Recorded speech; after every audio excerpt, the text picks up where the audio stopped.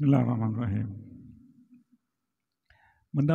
Mengikuti Nabi SAW artinya mengikuti dengan apa yang diperintahkan. Ya, artinya kalau perintah siwak tidak bisa digantikan dengan sikat gigi. Ya, kalau kita mengkaji, siwak itu sendiri memiliki khasiat untuk mulut. Nah, ada kandungannya. Ya, kalau kita mau sikat gigi biasa kita lakukan di rumah, di sholat itu tetap pakai siwak, tidak bisa menggantikan. Jangan kita merasa bahwa tujuan daripada siwak itu ya bisa diganti dengan sikat gigi karena lebih bersih. Kita tidak mendapatkan pahala sunnah. Nah, itu kita menjaga kebersihan. Pahala bersih kita dapat. Tapi sunnahnya untuk memakai siwak setiap sholat sebagaimana diperintahkan Nabi, ya kita tidak dapatkan, ya, tidak bisa digantikan. Kemudian identitas kita sholat harus pakai pakaian yang bagus, ya itu bagian daripada sunnah, pakai pakaian yang bagus. Kalau Nabi pakai gamis, kita ingin menyerupai Nabi dengan gamis yang kita miliki, pahala itu kita dapatkan, tujuannya seperti itu. Tapi kalau kita gantikan dengan yang lain, nah kita tidak dapat. Nah, jadi meniru Nabi itu ingin menyerupai apa yang mampu kita serupai beliau. Nah, karena saya sampaikan kalau saya tadi Imam, tashabbahu fa in lam takunu mislahum fa inna tashabbuhal mar'i bil qaumil kirami falahu. Berupayalah kalian untuk menyerupai wa in lam takunu mislahum, walaupun kalian tidak bisa serupa dengan mereka dalam amalan yang lain, tapi kita upayakan apa yang bisa kita lakukan. Mendekatilah, kalau tidak bisa sampai semuanya mendekati, kalau tidak bisa semuanya sebagian. Karena berupaya kita untuk menyerupai orang-orang saleh itu falahu, kebahagiaan untuk kita. Nah, makanya tadi malam saya sempat ingat al-qabid ala dinihi, ya, al-masik ala dinihi kal-qabid ala jamri. Orang yang memegang agamanya pada akhir zaman ini seperti memegang bara api. Ya lepas. Apalagi melihat kita merasa terkucilkan dengan pakaian kita mungkin di komunitas orang yang tidak terlalu banyak memakai, kayak teranggap asing kita.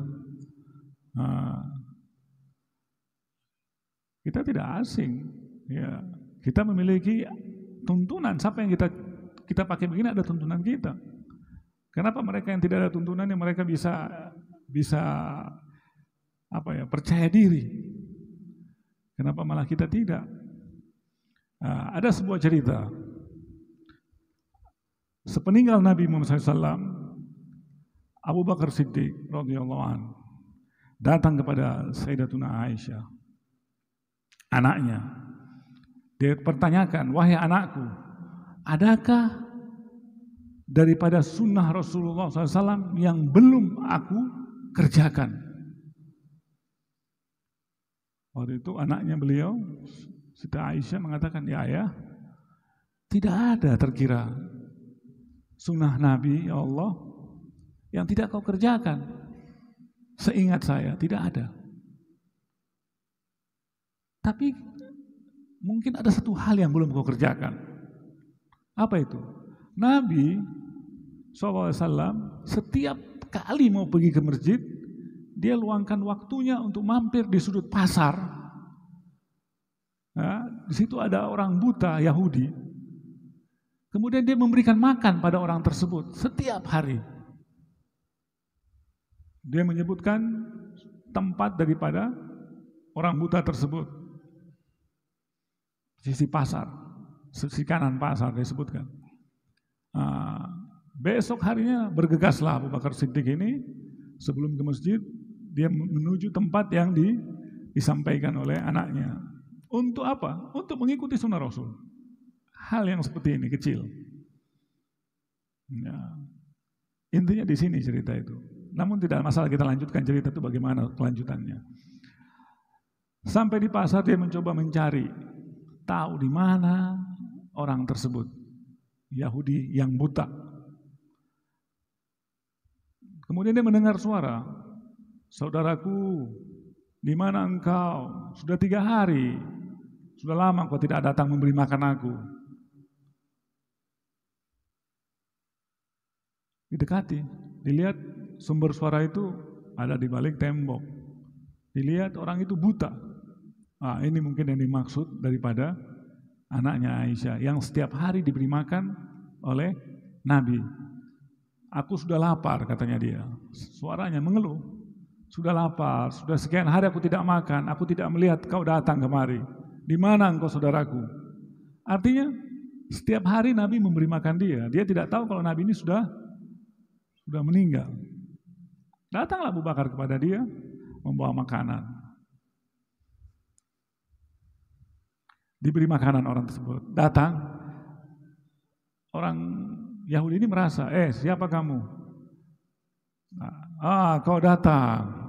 Dipikir Nabi. Kau datang, sudah lama kau tidak datang. Mana makananku? Dia ambil makanan oleh Abu Bakar Siddiq. Dimakankan. Beri makan. Namun, apa kata orang ini, Yahudi ini?